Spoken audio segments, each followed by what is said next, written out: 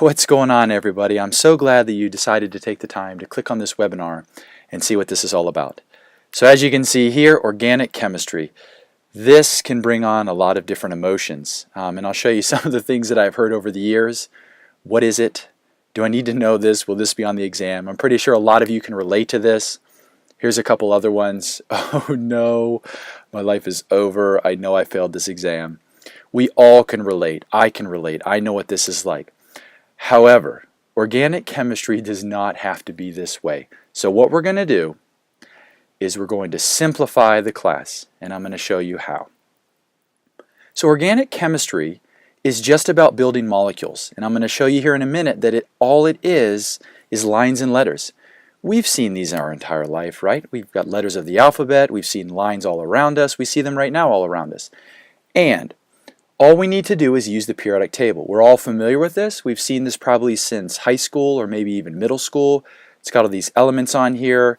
And if you look right here, well, let's zoom this in a little bit, the group number. If we look right here, this is the key to unlocking the potential of the key to unlocking the potential of this periodic table. Now what's nice about this is it's in every classroom, so it's kind of like your hidden cheat sheet on your exams that you can use. And then from there, it's very easy to put these molecules together, such as the alcohol on the left and the amine on the right. So how are we going to do this? So let's start with group 8. And that 8 refers to the number of electrons, or if you want to call them dots, whichever you prefer, you're going to put around your atom. So in this case, I've chosen neon, and we're going to put 8, and we're going to group them in pairs of 2. Okay? Now, what do we do when we start moving from 8 to 7 to 6? So if we move from neon, which is group 8, to fluorine, which is group 7, we're going to remove one of those dots or one of those electrons, and now we're going to see that we're going to be left with one electron by itself. When we move from 7 to 6, we're going to remove another one. However, we're not going to remove an electron from the same spot. So we're always going to be left with a single electron or a single dot. Move from oxygen to nitrogen, now we're going to have 3 dots, 3 electrons, and carbon we're going to have 4 electrons. Now what's nice about this is everywhere that you see a dot, you can form a bond. So with neon, we don't have any of those single dots or single electrons, so there's no bonds. But when we move to 7, we've got fluorine, we have a single dot, we can have a single line, so that means that we can have one bond to fluorine. Now we could take this and move on and see we have neon is none, fluorine is 1 bond, oxygen is 2 bonds, nitrogen is 3 bonds, and carbon is 4 bonds. So what this tells us is that as long as neon has no bonds and oxygen has 2 and so forth and so on, all of these atoms will be completely neutral. Okay? Now you might be saying, well, I've seen more than just one line or one bond. I've seen double bonds and triple bonds in your class. How do we use that from what you've shown me so far? Well, I'll show you. As long as you have an atom that has more than one bond, you can bring those together and form multiple bonds. So in this case, with the oxygen, we can imagine taking both of those lines and kind of bringing them together. Now that's not the technical way that it's formed, but we can kind of think about that now visually. We can form a double bond. Nitrogen, same thing. We could start with the first one with the 3 bonds, could bring 2 of them together, get a double bond. We could bring the other one down and get a triple bond. Now with carbon, we can do the same thing, bring 2 bonds down, get a double bond, bring another one down and get a triple. Now, can we bring all 4 down and get a quadruple? I know you guys know the answer to that. That is no.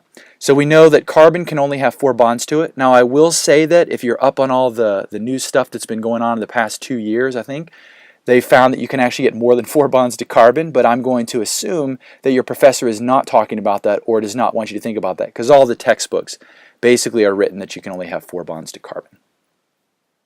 So let's look at this following example and see how we can use so far what we've learned to help us with charges. Okay? Now this is a common thing that you might see if you haven't gotten to carbonyl groups yet, which is what this is. It doesn't matter. You'll still see the same rules apply no matter what chapter you're in. So carbonyls and acids love to go together. More importantly, oxygen loves hydrogen and hydrogen loves oxygen. So what can happen here is we can take 2 of those dots or 2 of those electrons on the oxygen. And remember, if we have 2 bonds to oxygen, it's neutral.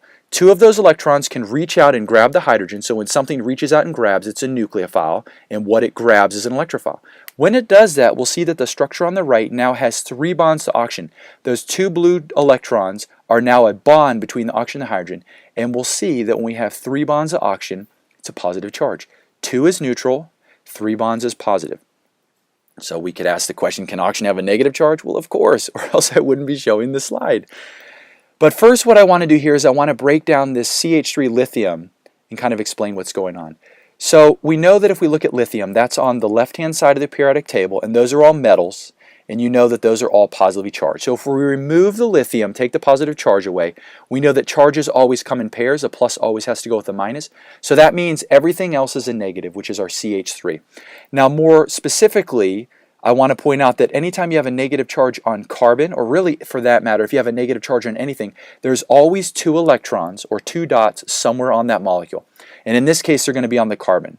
So if carbon has 3 bonds to it and 2 electrons, it's going to be negatively charged. Carbon can also be positively charged, but we won't get into that right now. Why am I pointing out these 2 electrons? Because just like before, remember we took the 2 blue dots on the oxygen and we grabbed the hydrogen? Now in this case, the carbon, those 2 electrons are going to attack the carbonyl, that carbon that's at the bottom of the 2 red lines. And when it does that, in order to keep our 4 bonds to carbon, something has to give. So what's going to happen is one of those lines or one of those bonds between the oxygen and the carbon is going to break, and that's going to get pushed up on the oxygen. So we can see here that on the structure on the right, oxygen has 1 bond to it and it's negative. So 2 bonds to oxygen is neutral, 3 bonds is positive, and 1 is negative. So all we're doing here is we're changing the number of bonds, and that changes the charge. Now this is kind of a concept that I want to throw at you right now that I want you to think about, because it's very helpful when you're doing mechanisms. Typically in mechanisms, you're going to have a lone pair to a bond, or bond to lone pair, or both. How does that work? If we start with the carbon with the 2 blue dots or 2 electrons, that is a lone pair we could think of. That's going to attack that carbon, and now we can see on the right-hand structure it's a bond. So that is a lone pair to bond. And then the bond to lone pair is where we take the red line, the red bond, and we move that up on the oxygen. So that's a bond to a lone pair. That is a phrase that might be very helpful when you actually do mechanisms. If you've done some already, you can kind of apply it. But it's helpful to keep that in mind. That'll kind of give you a nice foundation or a grounding if you're stuck in a mechanism of possibly what to do. All right. Now that you're an expert and a master at knowing how to make molecules, let's move on to working on reactions. All right, so organic chemistry reactions, the basis of that, or one of the basic things that I can talk about, is I always tell students to know your functional groups. Your functional groups is 1/2 of the reaction. You're going to have a functional group and something else, and those two are going to come together to give you a product. Now, for those of you that haven't done an organic chemistry exam, or even for those of you that have, there are 3 main types of questions that you're going to see on your exam. The first one is going to be reaction schemes. These are going to be by far the vast majority of ones that you will see on your exam. It'll be something like this. You're going to have your functional group that you're studying. On the left-hand side, you're going to have reagents above or below your arrow. And your professor may say something like, provide the major product. He or she may say, provide all the products and circle the major products, something like that. But mainly, you're just going to be trying to figure out, when all these come together, what do I get? The second type of question will be a mechanism, and these are going to be, remember on the last slide, one of these slides I did were the green arrows where I was actually showing you how things come together. So what you'll be given is a question like this, and it'll say provide a detailed mechanism for the following reaction or reactions. And what you're going to do is you're going to have the starting material, you're going to have your reagents above or below the arrow, and you're going to have your final product. And using arrows, you're going to show your professor how you started and how you're going to get all the way to the end. There usually aren't a lot of these on the exam because, well, they're time consuming for those of you that you know. And usually 1 or 2 is going to demonstrate the purpose to your professor that you know what's going on. The last type of question that you may see is short answer. And these will kind of be a combination of reaction questions as well as they're basically to get you thinking and explaining why something's doing what it's doing. So it'll be something like this, where usually the first part will be provide the major product, or they may give you the product, and the other thing we'll say is, for example, which one will react faster? Why does one reaction not work? It's going to be something saying, why is this doing what it's doing? And these also, there's not going to be too many of these, because usually 1 or 2 of these, or just a few, will demonstrate to your professor that not only do you know how to do reactions, but you know mechanisms, but you kind of understand what's going on. All right, so really at the heart of organic chemistry, it is simply about making or breaking bonds. And if we even want to simplify that before using our easier language, we're just making or breaking lines. And really, if we get even deeper, really the heart is a nucleophile and electrophile. That is the key to every reaction. If you can identify what your nucleophile is and what your electrophile is, you're absolutely golden. And at the heart of that, and this is why I've been really pushing to kind of get you to focus in on those 2 electrons, is you're always moving 2 electrons. We said you're either going to go to a bond to a lone pair or a lone pair to bond or both. But any bond that you see is 2 electrons. So now let me show you how this works. Now you could take any functional group. I'm picking this one because this is one of the first functional groups that you'll learn in organic chemistry. It's just a simple alkane, and pick any line. I'm just going to pick the one I've highlighted here in red, right in the middle.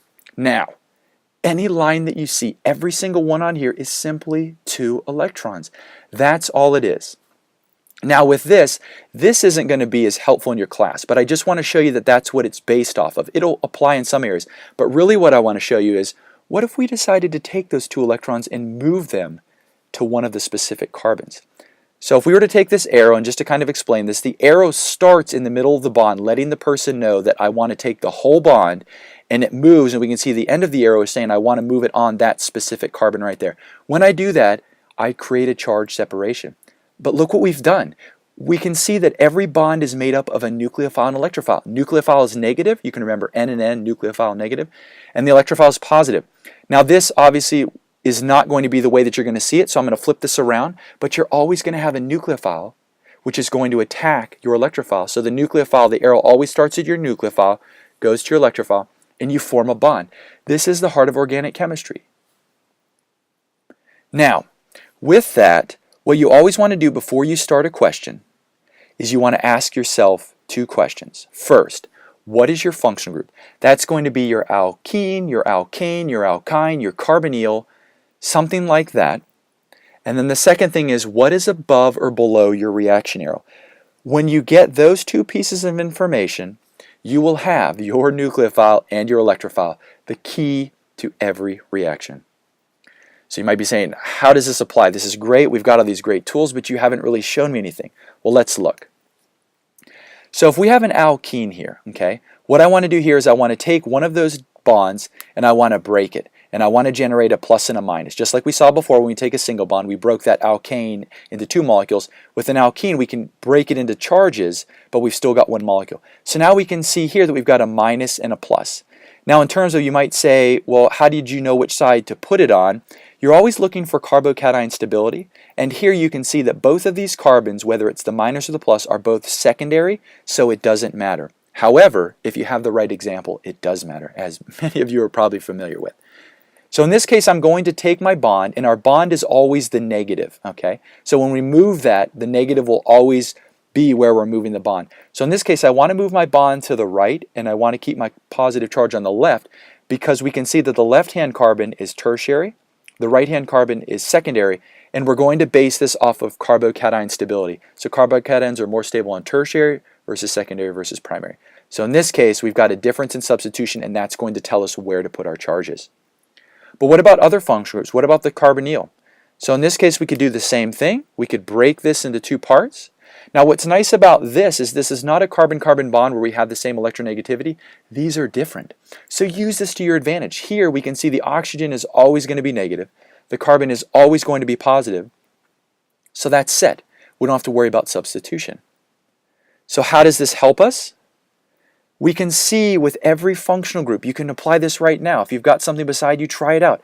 You can see where your functional group is going to attack, which is always the negative. The negative will attack. The positive will always be attacked. How simple is that? It's so cool, isn't it? That's just me being a science nerd. I love this when we can find simple things that we both can understand and you can instantly apply to your class.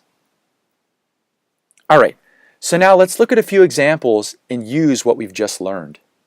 So let's look at HBr addition to an alkene. This is so cool. You're going to see how simple this is.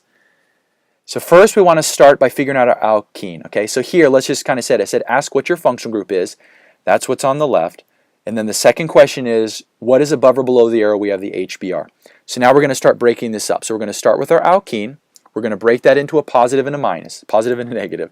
And the reason we're putting the positive, we could call this on the top of the mountain, and the reason we're putting the minus on the bottom of the mountain is because the top is secondary and the bottom is primary. Easy, right? Now, HBr. Well, you probably know that this is an acid, and H is always plus if it's in the front of the molecule. So H is plus. That means Br must be minus. So now, look, all you have to do is match up the charges. Boom. There's the product right there, and you put everything together. That's it. Now obviously in this point I'm not showing you a detailed mechanism, but I want to show you that first, if you understand how things get put together, then it's just a matter of drawing the arrows. So let's look at this, an alkyl halide and an SN2 reaction. So we're going to start with our alkyl halide, which is our functional group, and we can see that we've got sodium cyanide above our arrow. So let's do the same thing. We can see here that we've got a bromide carbon bond. Electronegativity we can use to our advantage. Bromine minus, carbon plus. We have that. Now let's do this. If we look at sodium, that's on the left-hand side of the periodic table. Those are metals. They're positively charged. Everything else attached is negative. Break it apart. And look, just put your things together. Put all your atoms together. Now in this case, we'll see that we actually get two different products. The main one that you want to pay attention to is your carbon-based one, which now has your cyanide. The sodium bromide, depending on your professor, you can always default that. I always tell students to ask them whether your professor wants you to write that or not. Usually in a reaction question you do not, but in a mechanism, most professors, or I'll say a lot of professors, want you to draw that because then that demonstrates that you know where everything is going. So the conclusion, what did we learn here? We learned that organic chemistry is simply based on lines and letters, that nucleophiles and electrophiles are really at the heart of organic chemistry, and to get there, all you have to do is ask yourself two questions.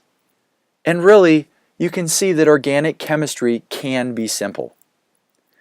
But what I want to do here is, since I'm so excited that you decided to take the time and click on this webinar and watch this, before you go, I want to offer you a free 30-minute tutoring session.